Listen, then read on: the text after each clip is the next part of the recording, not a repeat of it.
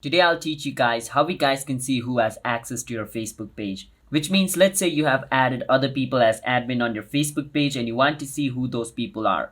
For that you need to click on menu at the bottom right of your screen. And then over here you can see this option called professional dashboard. But before you see professional dashboard, make sure you switch into your Facebook page, alright? So I'm currently logged in into my Facebook page account over here. So I can click on professional dashboard and from over here scroll all the way down and click on where it says page access, which is right under tools. And on page access it's going to show me all the people who have access to this page. So I have only given access to Abhinav, that's why it's only showing me that. But if I had given access to other people, I could have seen their name. So for people with task access, it's going to be shown below task.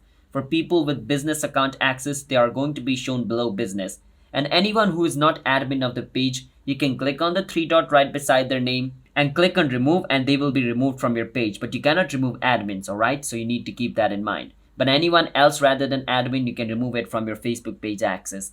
So that's how we guys can see who has access to your Facebook page.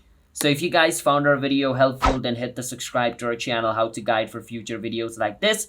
I'll see you guys next time.